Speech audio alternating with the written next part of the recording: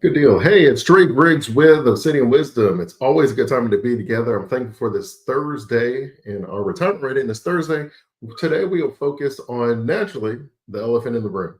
We're going to talk about Trump's trade, uh, war, tariffs, deficit, surplus, however you want to word it. We're going to talk about the event that happened yesterday, and we're going to discuss the ultimately the two conflicting sides of it. Right? I've been listening and reading and following this, and it's equally as interesting as it is concerning at how extremely passionate people are with completely opposing views, right? Like I think you probably have noticed the same thing.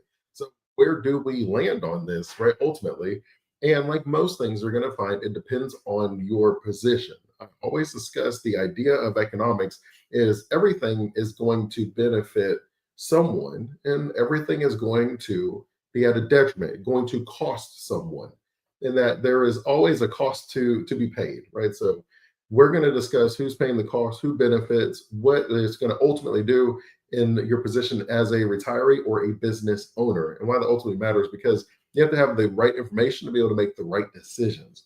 So as we go through this, of course, if you have any questions, just place them in the chat and we will try to answer them and then we'll go through that. But I'll share just how I come up with these thoughts, and then we can see what makes the most sense. I understand that people are going to be super passionate about this, and I'm not someone that generally shares that passion. I just talk about the economics, the number of things. I want to be able to make a wise decision, right? That's why we're Obsidian Wisdom. Now, with that being said, there's obviously always going to be a winner and a loser in most things. And I'll bring out my whiteboard so that we can start getting after this information. We can start discussing it. And I do want to start with the a very straightforward example. So when we're talking about even economic principles, there is always going to be a position that makes your stance correct. And so let me just give a quick example. Then we can talk about the tariffs and whether they're going to destroy everything or help everything, whether they are the savior or the destruction of all things. If we talk about something as simple as minimum wage, right? There are two opposing thoughts on minimum wage, and depending on which position you take is going to change the information that you will give. So let me share my whiteboard with you. All right, so when we're talking about minimum wage, let me switch it obviously to that. Perfect. So when we talk about minimum wage, if you are on the pro minimum wage side, you will say things, and they'll be true things. That's the important thing to mention. You will say that it will obviously increase wages. People will make more money if you increase or even have a minimum wage. That the salary that people make, even if you go back to the oldest of times when we first started industrialization, over 100 years ago, people were working 6 7 days a week, 15 20 hours a day. Kids were out in the streets. I can show you pictures of kids just smoking cigarettes. There was no structure of any kind. People started organizing together. They were able to organize to get off at 5, to have weekends, to have certain benefits, certain health conditions, so that they weren't dying in the factories, things like that. Even the age that kids can work, right? All these things came into place. But if your pro minimum wage naturally increases wages, it will decrease government dependence.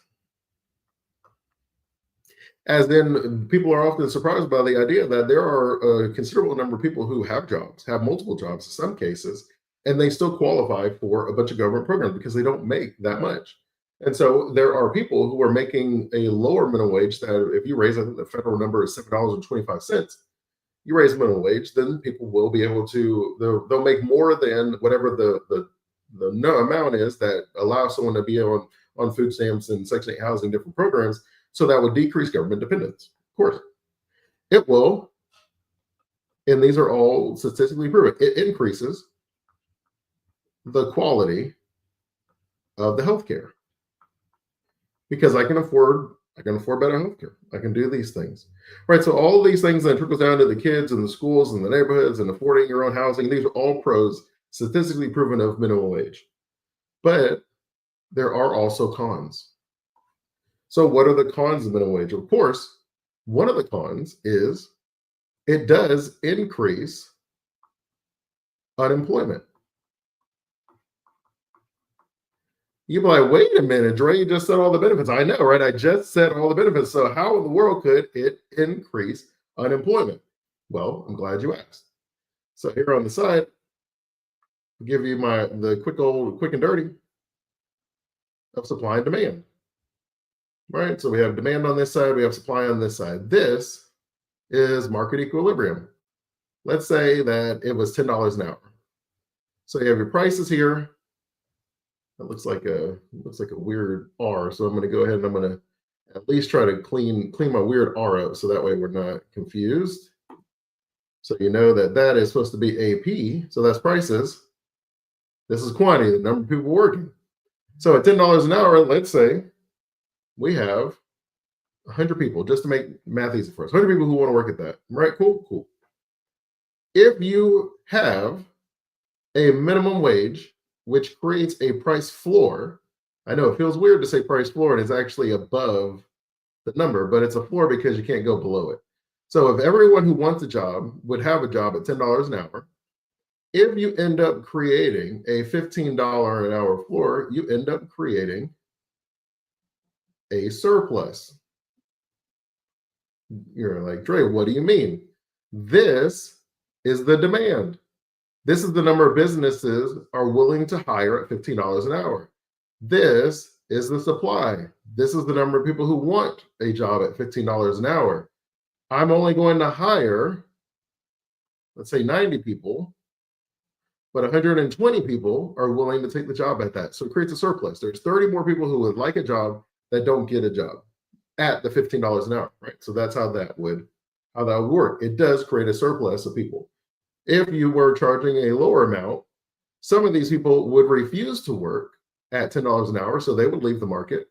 And then some of these people would have still worked. So as a result, now the employer is saying, well, I'm going to hire more people at that rate. So what do we say? We're saying it does increase unemployment. You can see the numbers. If you look up the jobs for like teenagers unemployment rate, and you'll see that it goes the opposite of minimum wage. Minimum wage goes up, teenage hires goes down. Think of it like McDonald's. You add a minimum wage, they added what? They added kiosks. So that way they did that, right? It's always connected. Everything is economically connected. That there has to be a cost that is paid. So you say, whoa, it increases unemployment. Yes, it does. You're like, well, I don't really like that. I'm like, I know. But you get these benefits for the people who have a job. And then as a whole, right? So this would be the macro view.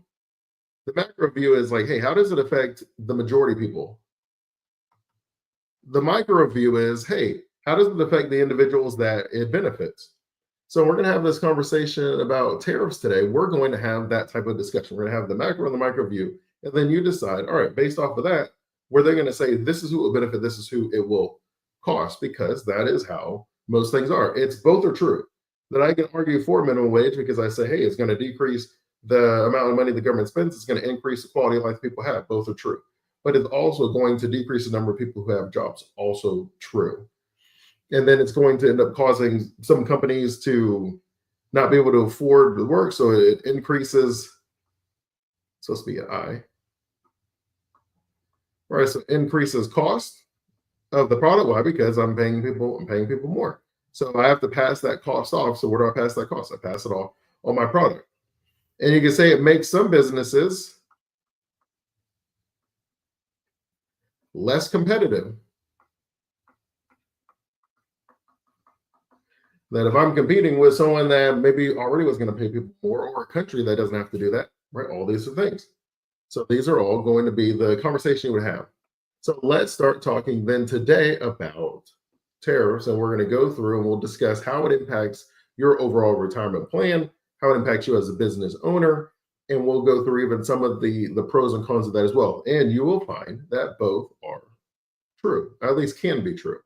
And then we ultimately have to decide what is the benefit, right? Like, should we have it where, example, minimum wage, should there be no minimum wage where if you just want a job, you can get a job at any rate? Because then we'll be able to have everyone who wants a job that has a job. But then you start competing in a race to the bottom. So then ultimately, does that hurt more than it benefits?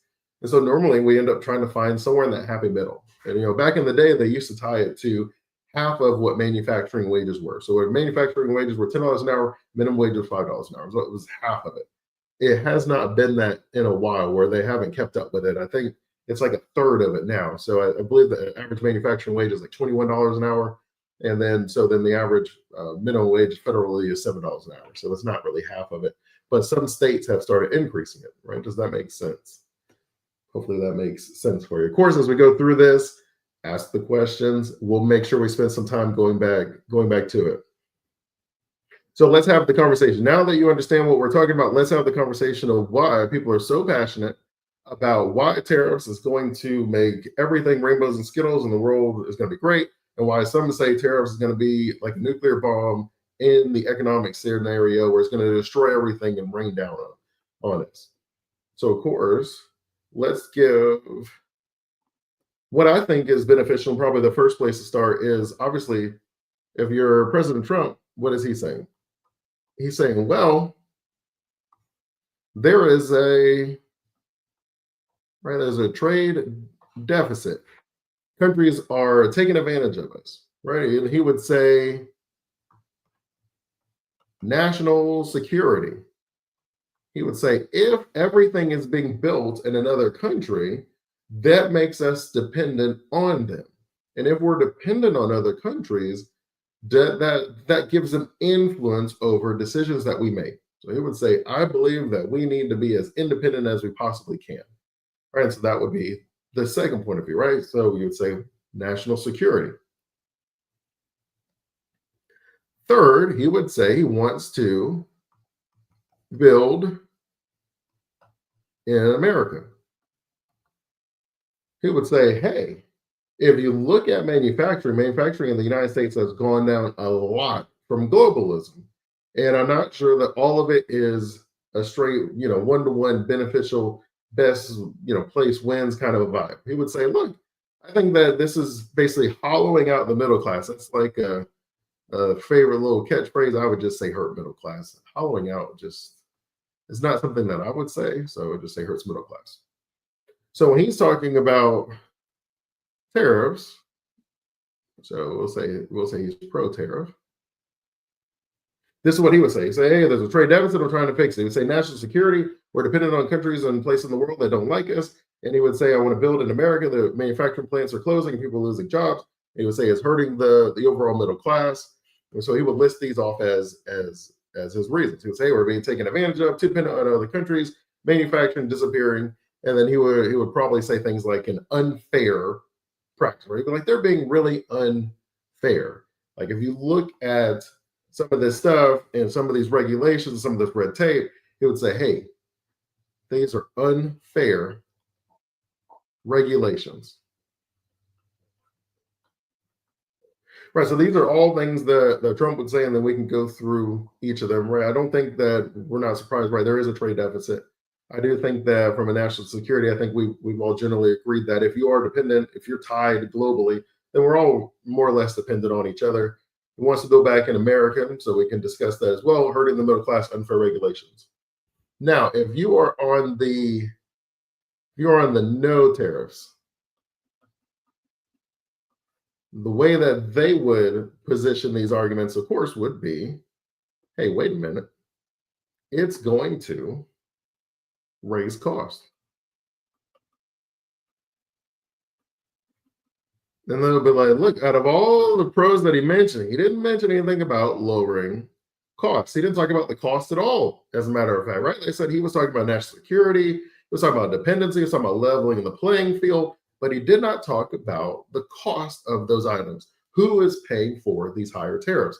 And I'll show you another economic model, and we can go through that as well. And then you would say, don't think other countries are just going to lay there and let that happen. They're going to retaliate. So if you give another tariff a country, they're going to give you a tariff back. And as a result, you end up getting hurt again. So now you would be saying, well, if the costs are up, that hurts the American consumer. If you would say that the exporting is down, then that would hurt the American business and possibly American jobs, where you had a job and you're exporting things out. And so then that would be the next one.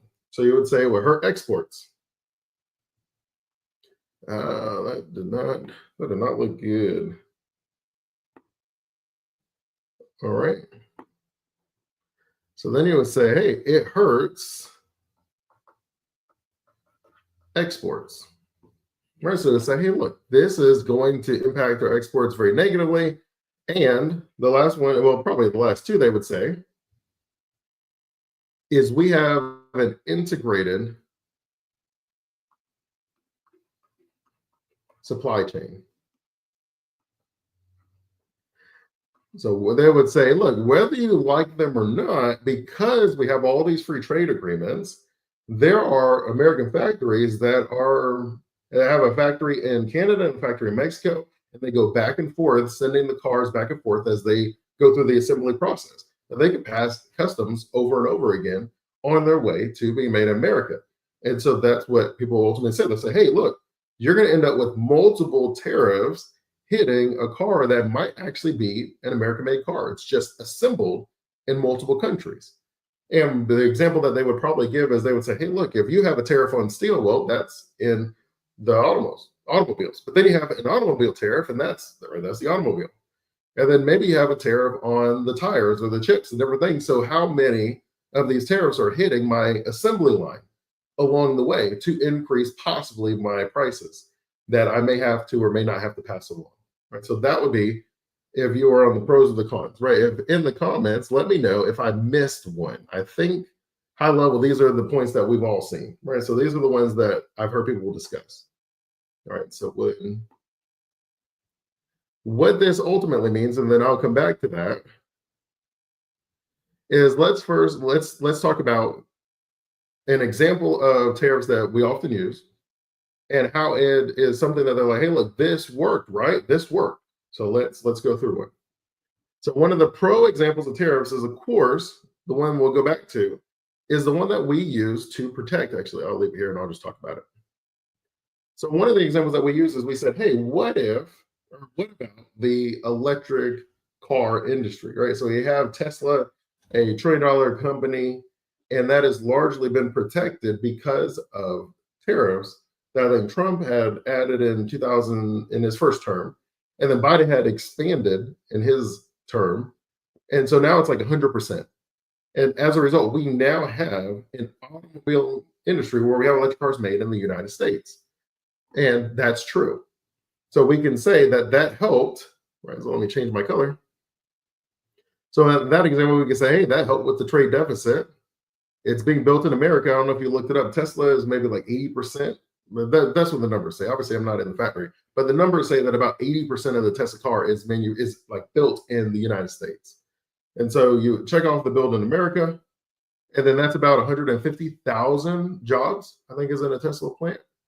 And then you're avoiding the regulations, right? So that would be all of the pros of it. So everything have worked out for that. Let's talk about the cons of it. And you'll find, interesting enough, those are also true. I know it's not sexy to say that. Everybody just kind of chooses their position, and then you stay there and pretend that the other points don't exist. But we're trying to have a higher level conversation. So I hope I hope you're enjoying that. That's okay. Does it raise the cost? It does. So the reality is, 70% of the electric car market is run by China, like worldwide. And that car, on average, is $10,000. As you know, what's the average price of a Tesla, right? I don't know. It's probably like 30,000. Let's say it's like 30K. So the average price of the Tesla is 30K. And then the average price of the Chinese one is 10K. So it did raise the cost, almost tripled it. And there was the retaliatory tariffs that wasn't really as big of a deal.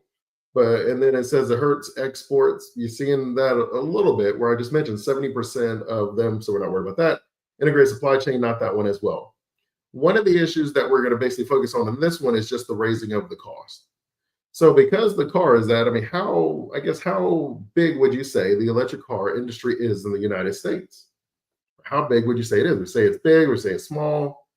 And I would say a lot of people would say, yeah, it's not that big, Dre. And the reason is why?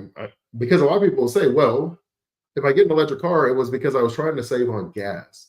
But the price of the electric car made it where I'm not saving enough every single month in gas to be able to justify buying that more expensive car.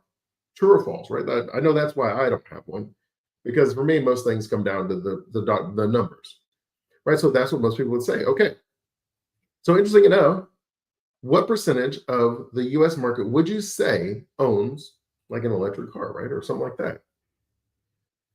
And it would be you'd be right. It'd be like under 10%. I can tell you that China owns 2% of the U.S. electric car market, and that Tesla owns the rest. But the market is significantly lower than what it would have been, right? Because the cost does go up. That if you add tariffs, then all of a sudden the Chinese car is not $10,000 in our market. It's like $40,000 in our market, $30,000 in the market, and so it's the same price or higher. So of course you'd buy the American Tesla. But at what cost? At the cost of the electric car industry in the United States. So we protected an industry. It is true that Tesla, if you allowed the Chinese electric car to come in, Tesla wouldn't be nearly what it is. It would be what the rest of the world is. 70% of our electric car market would be from a cheaper Chinese made electric car product. So that's what we have. And now that 150,000 people that had jobs that they would not have those jobs. It'd be much smaller than that. So that's also true. But because of that, most people don't have an electric car in the US. Also true. So that would be a small scale example where they'll say, no, that one obviously works. It protected the industry. It's true. It protected the industry at the cost of the industry as a whole, which brings an interesting point of view, as we say economically. Even though the majority of Americans, well over the majority of Americans, don't buy electric cars, the few that do, it's still created $1 trillion company. I think that's pretty interesting. So then that starts talking about the idea, all right, well, who benefits, from tariffs? And you would say, look, it's going to be someone. Someone has to benefit from a tariff. Everybody can't lose or we wouldn't do it, right? So that's one example of the electric car, right? So it's one that I think is a good one. We can see it as one industry that was impacted. So the idea is, what if we did that with a bunch of industries? What if we made it where everything was more expensive? So that way everybody would buy American, just like they do with Tesla. Tesla's 80% made in America. And as a result, it's the majority of the US market because of the tariffs that have protected it. And then they'll maintain that. And so as a result, we'll have literally $1 trillion company with a very small percentage of Americans actually buying it. It shows you how powerful the American consumer is. And then there's the 150,000 jobs that benefited from that.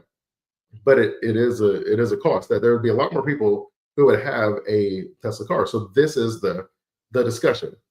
So when we're talking about this, for you and I, when we're talking about this, we'll move on. And so let me show you how that works. So I'm going to change this color real quick. So I've shown you all this before, so I'll show it to you. I'll show it to you again. But in the overall economy, what we are discussing is this idea again that everything's connected. I showed you how supply and demand works with the first one. In every economic situation, there are two entities, right? There is a person and there is a business. Every single relationship and economic interaction that we have, we meet in two places. To make this simple, we'll say that this is like the raw materials. Right, so let's say that's one market.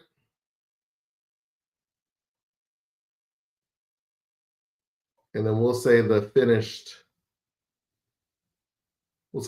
goods or services is the other market. So this is what happens, right? We want to go to the market, and so in this example, we'll say we want to. I was gonna say buy a car, but my car would look so ugly. It would have been so bad. So I'm like, let's just say buy a house. I can make a house very, very easy. So we want to go to the market and buy a house. We would what? We'd have to give them money. And then we know that for us to get money, we go to the raw material market and we give them our time. So we give our time. And so let's say we go to the market and we cut down trees. Right, so that's my trees. To make the lumber. And then the lumber, so that's my lumber. Forgive my lumber, it's not the best lumber. So the lumber ends up going to the business And the business ends up giving us a house, right? So that's one half of what's kind of going on. So we give our time, we get money, and then we get the money, we go to the market, we buy the goods that we want. But there's two halves of the dance. So of course we give our time, what do we get? We get the money back. And then we get, in this one, we get the house. I give them my money, they give me the house. I know I messed up. I messed up the little circle right here. You got to forgive me. I may clear it up so that way you guys don't get mad. And so we give them the lumber. What does the business give? The business gives us the money. It pays us for our time. Where do they get the money from? They got the money from us. We bought the house and gave them the money. So they gave us the house, we gave them the money. They then give us the money for our time. We then take that money and we give the money to the market to buy the finished good. I know. I'm going to tell them myself. I'm not going to say I am a perfectionist, but I am going to say that was annoying me. So I'm going to fix it. So I'm going to fix it real quick. All right. So we give them the money. Everybody, Dre, it doesn't matter. I know it doesn't matter. We're going to fix it still. We give them the money. They give us the house. Right. So then that's the, in a nutshell, that's the economic, that's how it works. Right. Like that's how it works. We give time, we get money back. Right. So down here, we give time, we get money. We then give money to the finished market to get our finished product. We work in the raw materials market, so we cut down the trees, we work wherever we work at. We might even build the house, right? So someone's going to build your house. And then we get money for that work that we do, and then we give them whatever the product is. The business turns that into what they sell in the market, and then we give them the money, right? That's the cycle. So when you're talking about things like tariffs, you have to add something in there, and we will add the government. Right, so that one did not turn out well. So we have the government in the middle.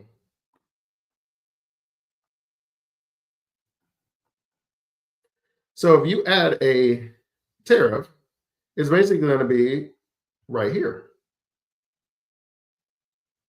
So if we said, okay, if the average American, that looks so bad, manufacturing wage is, let's say it's like 35K. And then let's say the average wage in China is like 20K. So I will add a 20K tariff right here, or maybe even a 30K tariff. So that way it now makes the Chinese workers' wage like 50K. So now you have two choices when you go to the market. It's just like when you go to Walmart and you see in the flat panel TV, there is a TV that's probably made in America for like $2,000. And there's a TV that's probably made in like China, Singapore, the Philippines, India, that's like $200. The average American buys a $200 TV, right? That's what the average American does. And so as a result, that ends up creating those trade deficits and the overall issues. So they said, hey, how about we add a tariff here? And I'll do that with all of them. I'll add a tariff everywhere. So that way, obviously what happens? It then makes the price of these items go up, which is then going to increase what I have to charge for my house. If you add a $50,000 tariff, I have two choices. Obviously, if maybe my margin is so high that I don't raise my price, right? And so I don't raise the price, I just have a smaller margin. I make less money per sale, but I don't change my price. Most likely what's going to happen is you pass that cost on to the consumer in the finished market. And so because you're paying them more, you then charge more up here. And because you charge more up here, obviously that means that you have to pay more. Right, so the tariff is you have to pay more to get the same product, and then you still relatively, as far as your wage at the beginning, you get paid the same because you're a cost. So your cost isn't different. The tariff impacts everything on this half, but it does impact you when you go to the market and buy it. Right? Does that make sense? Does that make sense as far as the tariff and what it ultimately will do? Right. So what concerned about? Let's talk about how about conservative 65. Let me go take a look. All right, retired 2019. How is it going, my friend? Says, as a retiree, I'm a little concerned about the stock market crash. However, I am conservative 65-35 stocks and bonds. Very nice, my friend. And I did see it in the stock market. I think the quarter is probably one of the lowest quarters, I think, since kind of like the past 30 years or something like that. Like I think I saw it said the largest correction since 2020, which is COVID. So we're talking about just like losing a certain amount, but even the amount that it's been losing has been crazy. So I do understand and agree with that. It can make it very uncomfortable to say the least. And we'll go into it at the end when we talk about some of the strategies that we would have to use. Right? Excellent point. Good to see you, my friend. All right, so now we have this overarching picture. We have an example with the Tesla. We see what ultimately how the economy works as a whole. We see how the tariff works and where it goes. So then from there, we have to ultimately decide, okay, based off of all of this information, if you are saying that we're just having two different conversations, if it's a conversation about cost, right, then right tariffs lose. A conversation about jobs, there's mixed data because what ends up happening is if it's done in the way that it's just item with like five tariffs on my one item, I just can't raise my price high enough to be able to cover it. And so it could damage my company and it could cause us employees that I may have to lay people off. And there are numbers that show some of that starting where you're just like, I don't really know what to do. Maybe we gotta lay people off. I will admit and acknowledge that you do see sometimes what happens is out of the fear and uncertainty, they just pause and hold everything. You see a lot of companies are pausing and holding. They're not hiring people, they're not firing, they don't know what to do. Right? Obviously, if you're in a government agency, for example, if you keep seeing that people are frozen, being laid off, would you hire someone else in your government agency? Right? I wouldn't either. Would you want to apply for a job in a government agency? I would say probably not. So we can see that uncertainty causes everything to pause. And economically, a pause ends up not being a good thing. If no business is spending money, if no business isn't sure exactly what to do, they're trying to figure it out. But some of the issue is it's all on executive order. And I know I saw something that said Congress is really trying to investigate whether or not taxes basically is done by Congress and legislation and laws. And if a tariff is a tax, shouldn't Congress have to be the one passing a law? And so there was a bipartisan commission that was started to even see if you could do that, because it is supposed to be a longer term thing. So we have those discussions. But ultimately, let's have this conversation now about you and your retirement, and then from a business perspective, like ultimately what you'll end up doing.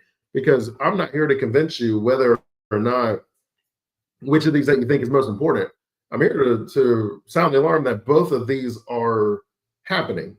And so you, depending on where you're at, is where you benefit, right? If you, for example, if you're Elon Musk and you own Tesla, they're literally protecting your company. And it's part of the reason that you have billions and billions of dollars, right?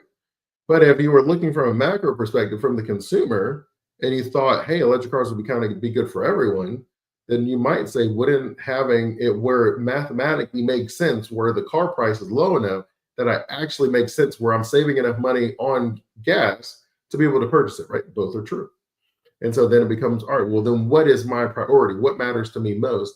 And that's probably going to be different as a retiree than it would be as someone who's working, and definitely than someone who's a business owner, right? And so we talked about the idea of adjustments in the market where it does create surpluses and deficits. And so you really are going to have to make some sort of a change. Okay, so let's keep it moving, right? So hopefully this is going well.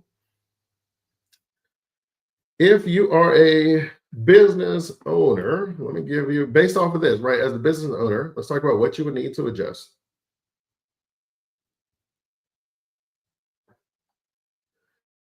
All right, so we're going to have our biz owner over here.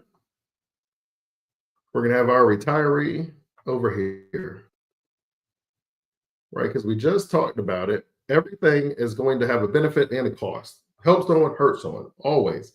Everybody doesn't lose in a recession. Everybody doesn't win in economic growth.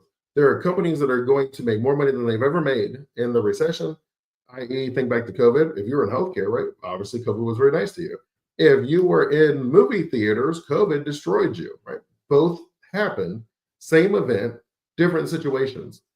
The same is going to be when you talk about tariffs and things like that. There are going to be some industries that are excluded. And I know I saw pharmaceuticals and energy were two that I saw that they were going to try to at least limit or exclude.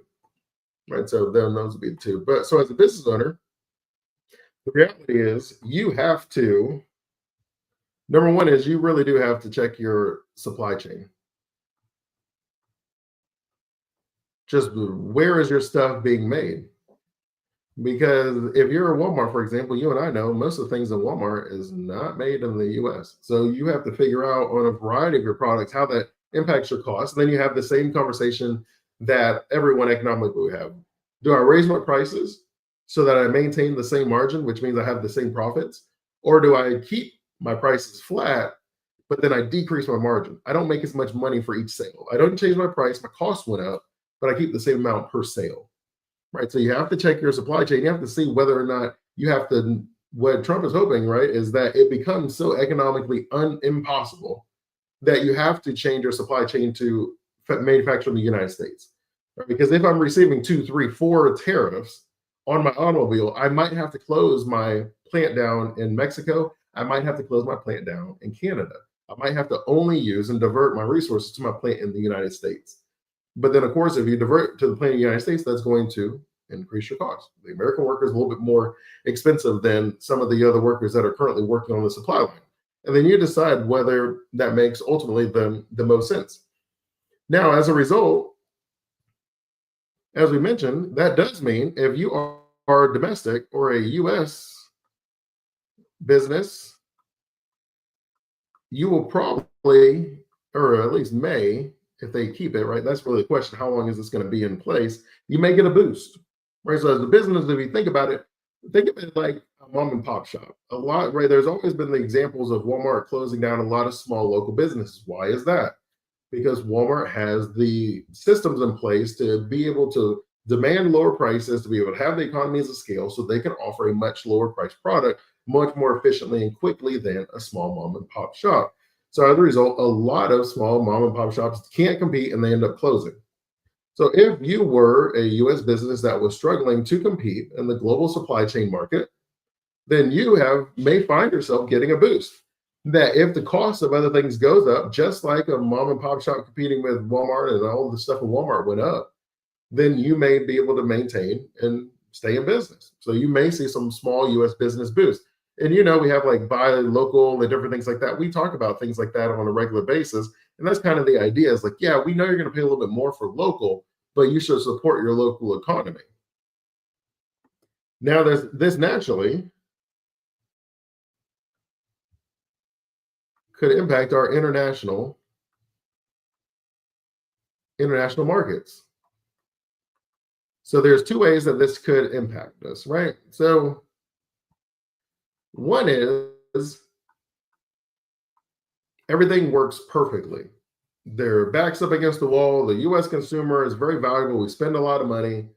As a result, these different nations are going to say, you know what? Okay, we'll do whatever. Like, we'll lower this, we'll build in America, we'll do whatever so that we can have some of that American consumer base, which is just, it sounds right. That means that it's almost like that is the bargaining chip, is the American spender. So right. So that's why we're talking about like the retiree and the spending side, like that is what the leverage at play is. It's like, look, you're not going to have access to the market and then everything will be made right in America. So your international clients, the world market, they have a couple of choices. So one is you could do what like a McDonald's and Walmart, different places where we started increasing minimum wage. You remember what they did? Because they said, look, our dollar menu can't afford a $15, $20 an hour employee. So what do they end up doing? They ended up adding those kiosks, right? So there may be, if you ever checked out at Walmart in the different places, there may be 10 kiosks and one person operating it. So they had to cut back on the number of people that they hired. They had to create an efficiency around that cost. You see that with, even when you talk about like Amazon, where they felt like they were being taken advantage of by the trucking company. So they ended up creating their own, delivery service. Like they brought it in-house, they created the entire fleet, they built all the cars, they built the logistics, the infrastructure, hired and trained the people, and now they deliver their own stuff. But what pushes someone to do that, right? Obviously, the pressure of the delivery system. We're like, look, if y'all keep raising our prices, we're going to have to figure out how to do this without you, right? So that's one thing. That's what the world could do. They could say, look, United States, while we appreciate the business and everything, we don't like the idea of you having this leverage on us, and we don't know if we agree today that you may not come back and put 25% tariffs on us in 6 months or a year or 2 years. So we're going to start figuring out how to work with each other without the United States, right? That's definitely a possibility. You find that happening, right? We just gave a couple of examples in regular businesses. So then you would have to look at that from your international clients, and then also it could just lead to to retaliatory tariffs as we've discussed. And so if you're a business owner, you do have to keep an eye on that. Am I going to be attacked, right? So am I going to have tariffs on me? Is this going to be a benefit for me? So you have to see whether or not anyone retaliates. Uh, so you have to keep an eye on retaliation. You have to keep an eye on them excluding, because both are possible. So it may end up impacting you if you export, and then obviously you have to keep an eye on your costs and your supply chain as well. So it could be something beneficial. It could boost your economic growth because now you're competing and you're able to hire more people. It could cost you significantly because you're one of the lists that's being excluded. There are US, I think that's all USB or different automobiles where they're being removed from other countries. So it's going to impact you differently. So you have to keep a track and an eye on that. And then, of course, you need to keep an eye on the exemptions. We already have some on some things like copper or pharmaceuticals where we're saying, look, there's some exemptions, and we're going to leave those in place. So you need to see whether or not there is exemptions and how that impacts you. Are you still competing the same way that you always were? Are you going to be okay from anyone having retaliatory tariffs against you? Do you need to make any changes? And then, of course, the fifth and the toughest one for a business owner is you have to stay connected. So one of the things I definitely don't like the most is these are not laws; these are decrees, executive orders written by the president, which is not economic stability. These things could be erased tomorrow. You already know every time a president and then the opposing party wins their first so many days in office, they literally remove hundreds of executive orders and they completely change things out versus if there's a law in place. You've seen it where, as recent as Roe versus Wade with abortion, where it wasn't a law, it was a Supreme Court decision. So when the Supreme Court changed their decision, it changed the way the law was interpreted, or at least the lack of the law. It changed the way that the country acted as a whole. And so you have a level of uncertainty if there is not actual laws on the books. And so you have to stay connected because he could wake up tomorrow and remove the tariff that you just changed your supply chain. You just hired new people. And that's part of the reason I think a lot of people are not going to be, from a business perspective, that's the reason a lot of people aren't going to be making any decision. Because I don't know if this is going to be in place in 3 or 4 months. And if I change my entire infrastructure and then it's gone in a little bit, I'm like, well, dang, that obviously didn't work. So you could see us going in a trade war where it's like, I give you 25%, you give me 25%, I give you another 25%. Right. So that could be the other one. I do think it's probably worth, before we go on to the retirees, let's talk quickly about how they calculate what is this idea of reciprocal tariffs, right? And so it's not that there's always a tariff that's actually on us. But what they did is, and I'll share it with you, and then we'll come back to it, and then you can decide how you feel about it. I wanted to know how they came up with the number so I could decide for myself whether I thought that was a good idea. All right, so let's talk about how that number is created. So when you talk about that, what they did when they came up with what they called their reciprocal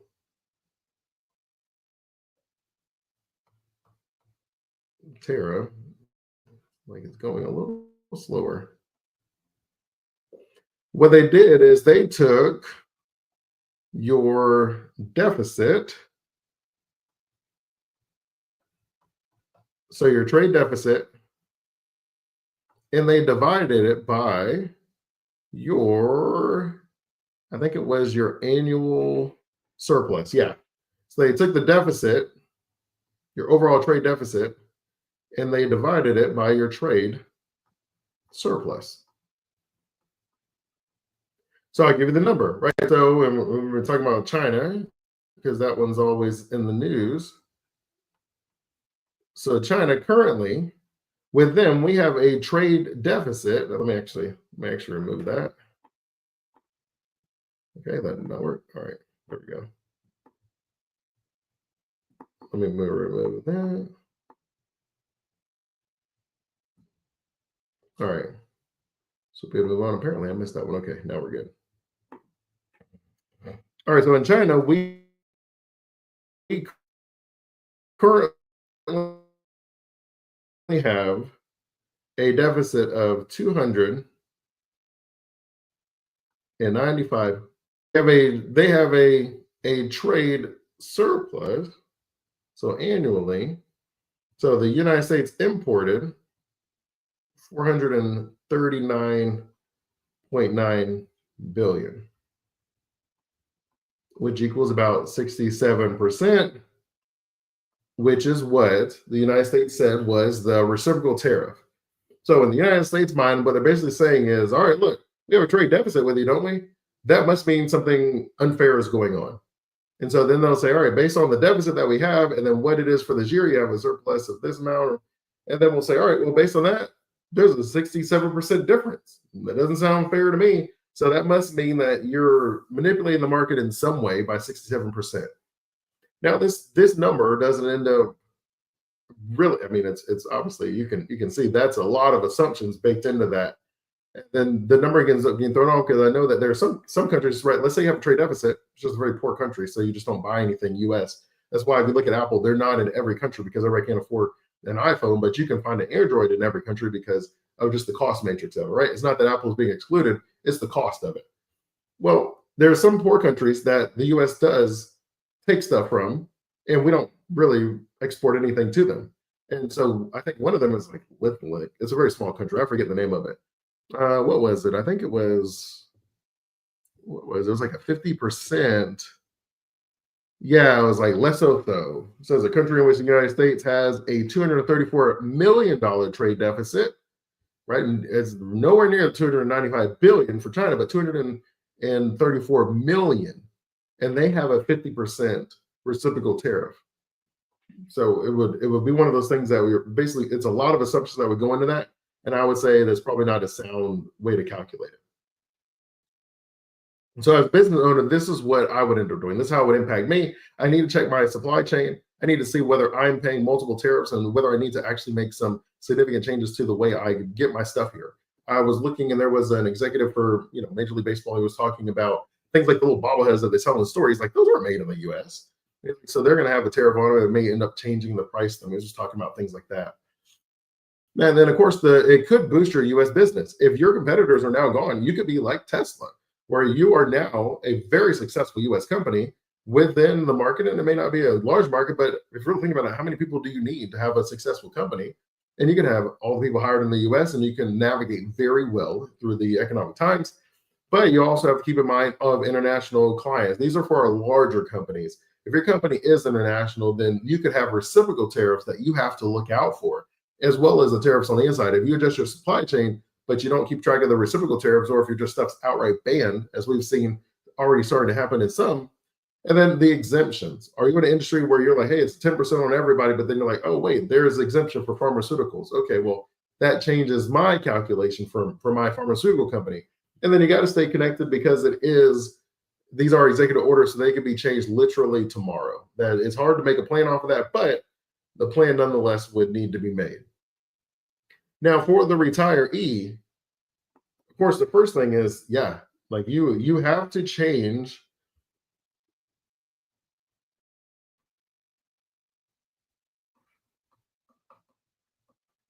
Right, so the prices may go up.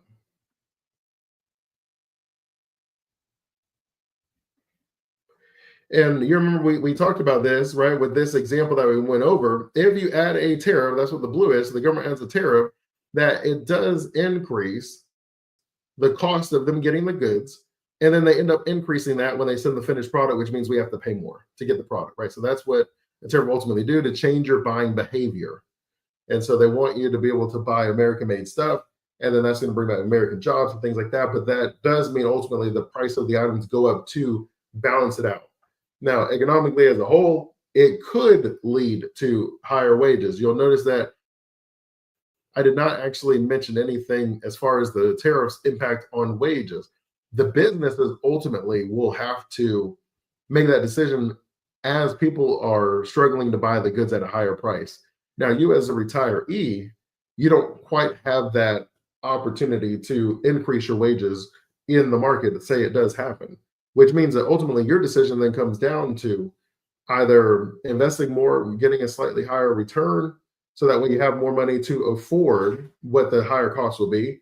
It could have someone being required to go back to work part time in some ways to offset some of the differences as well.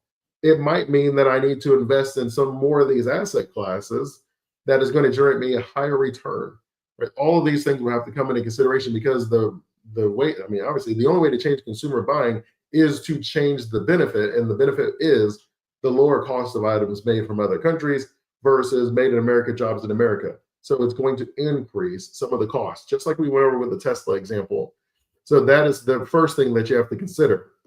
When we talk about you and your money, you know that we always talk about the idea that is three strings is the magic of 65% of self-made millionaires, and that it's going to be in three asset classes. It's going to be in real estate,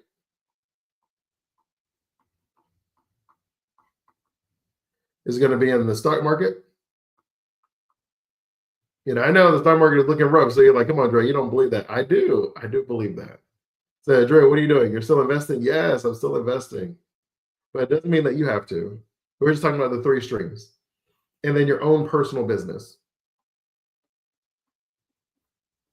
Those are always going to be the three strings that you, or the three asset classes that you invest in to get your three streams of income. And the way I describe to people is, imagine if you could go in time, you had a time machine, you go back in time and put something in a safe. What would you put in the safe? Would you put US dollars in the safe?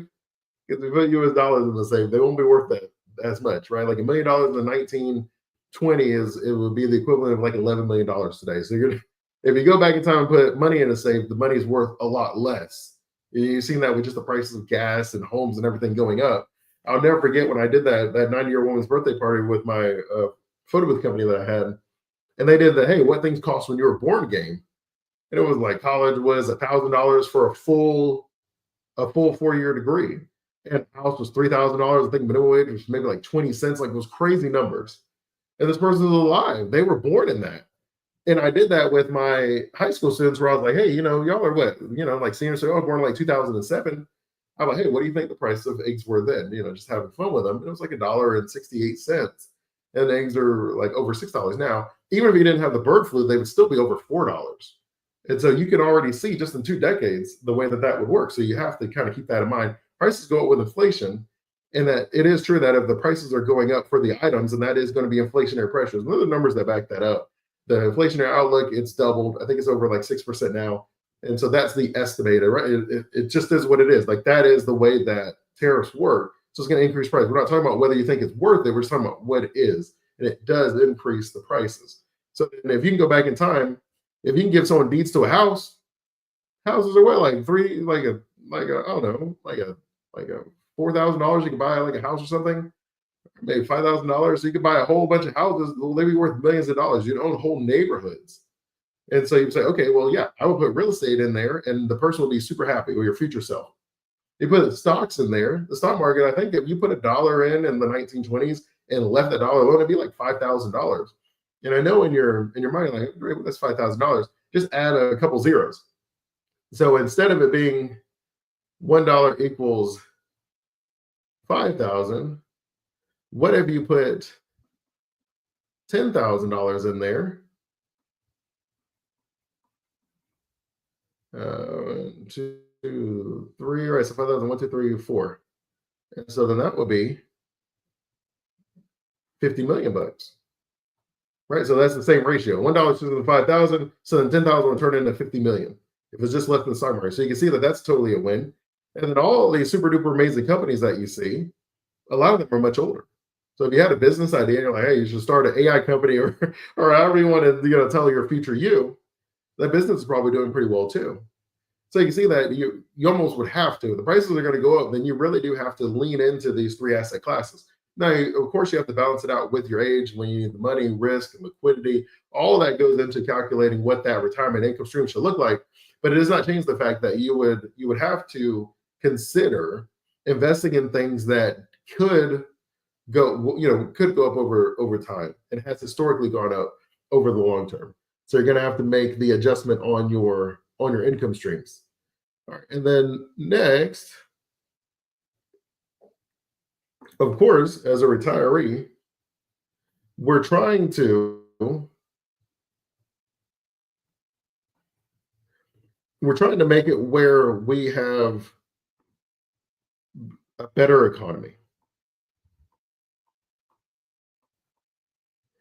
And so, what that might mean for you is better experiences. So, maybe those small local businesses, better customer service. And when you're traveling and doing things in your retirement, maybe you have a better overall experience if you're able to have the investments adjusted in a way that allows you to maintain the lifestyle. So, you have a better economy, better small businesses. You may decide, "Man, you know what, I'm going to jump in this economy. I've always had a business idea and I wanted to join in the party." You may be able to decide to do that. That could be an option that is available for you. You have this opportunity. And then when you're really talking, and we sort of hinted at it, I would keep an eye on inflation. Where normally it's 3%, there are some that the dollar has been sold off a ton. So the dollar is dropped just as much as the stock market has dropped. Where some people are saying the US dollar isn't going to make it right, like stagflation and different things like that. So there is that discussion. But at a minimum, you have to keep the eye on the value of the dollar, your ability to travel, how much things cost when you travel, what countries you can spend your dollar at freely and it works for you, and just the overall value of it when you buy goods in the US, that if we're inflating, and the biggest concern that I have from the inflation has to do with the tax cut. Right, so there's numbers out there. They say that you may generate $5 trillion from tariffs, but that it's going to be offset with like $4 or $5 trillion in tax cuts. So that's not really lowering the debt. And I do think the debt is the biggest thing. If you said, "Dre, what is your number one issue?" I would say my number one issue is the debt, because the debt is a people's tax. Right. So it's a people's tax because what happens is the government just prints money. And as long as the government prints money, your money's worth less. So you go out and you're going to be telling people, "Hey, I remember when Five Below used to actually mean that things were below $5. And they're not. There's stuff for $9, $10, $15 in there." You are going to be like, "I used to remember when the Dollar Tree meant everything in the store was $1, and now it's $1.25." At least here in Florida. I don't even know if you have a Dollar Tree where you're at. So you're going to be walking around saying this. "I remember when eggs used to be this. I remember when gas used to be this." It's almost as if we're being taxed by the government's debt, that their value, the money is worth less. Because the money is worth less, I have to give more to buy the same things. That is a tax on me.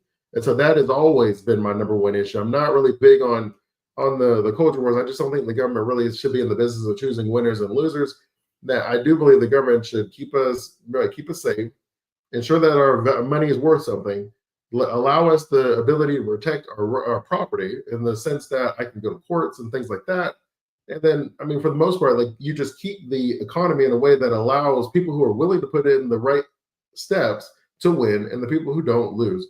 That you shouldn't be in the business of choosing the ultimately the winners and the losers.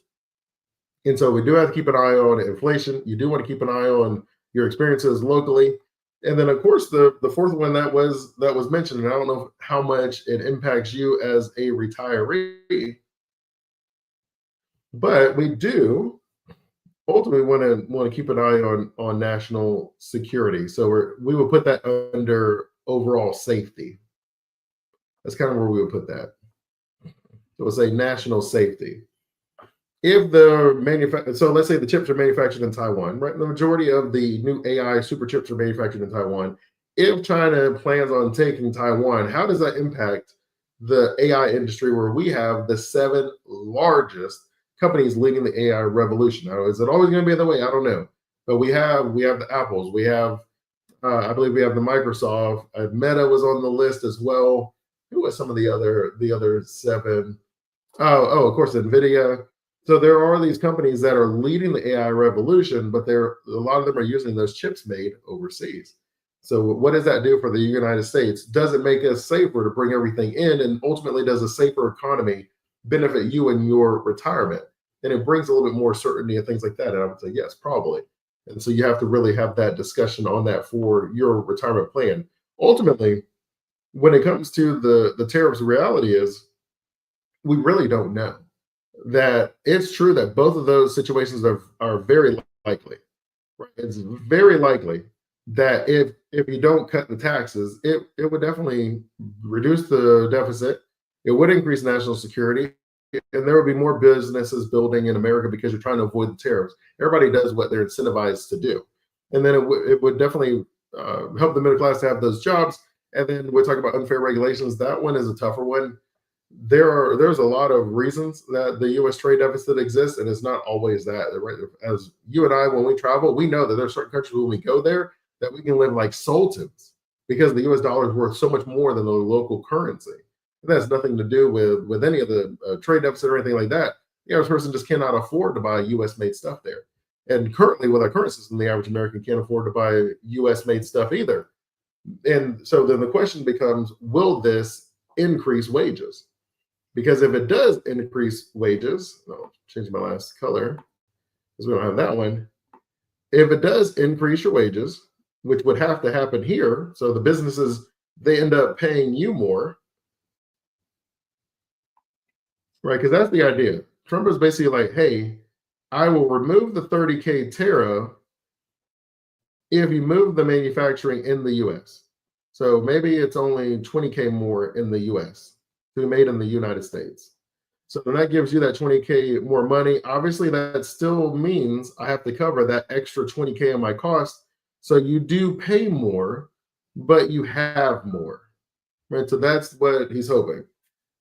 We haven't, and we talked a little bit about it, but retaliatory tariffs is a real thing. So this is like best case scenario, right? Best case scenario, the countries will say, you know what, it's not worth it. Let's just increase the salaries we pay American workers, and then we'll pass that cost off, and then everybody's happy, right? That's the idea, right? So that's best case scenario. But as you can see, your costs still go up, but now you actually have the money to cover the higher costs, right? So that is the discussion point.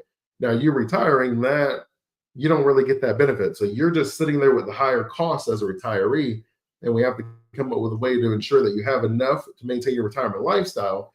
And we have to look at all of those strategies that we can generate more, save more, part-time work, all that stuff is on the table. Because if you're already retired, you already have a set income, that market correction is not going to be that's not going to be something that you're going to be able to take that benefit from. You just have the higher cost, which is why, from the perspective of the retiree, that is definitely something that is scary, right? It's scary as a retiree.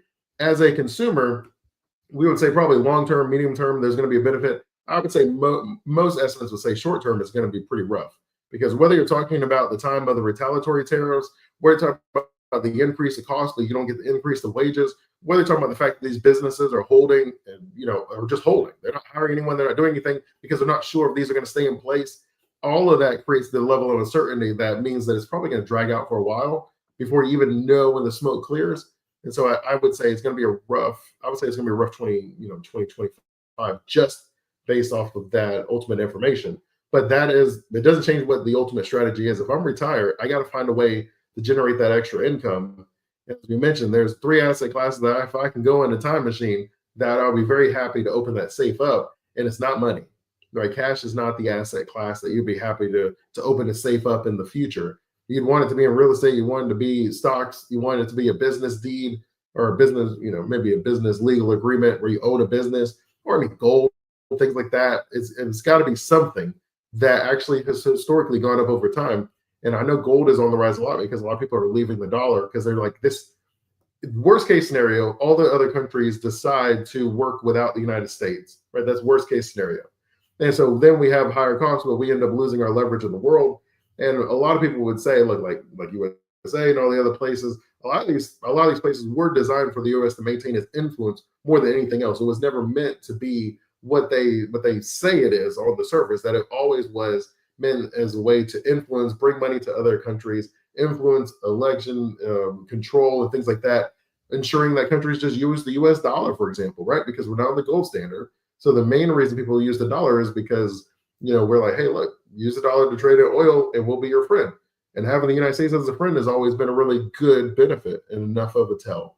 So we'll have to watch and keep an eye on things. I'll do my best to keep giving the information and try to clear it up. Let's go in one last time and see if we have any additional questions. All right, Retired 2019 says, as a retiree, I live a simple life and track my expenses better in 2025. Well, great job, my friend. Excellent. That is always good to hear. As we should. We always got to we really do. We have to keep track of our expenses so that we know whether we're ebbing or flowing in the overall system and the economy. All right. So if that is it, I'm always thankful for our time together. If you have any additional questions, then feel free to leave them for me in the comments. I'll come back and I'll respond to them. Until next time, I'm Dre Griggs with Obsidian Wisdom, and stay safe and enjoy life.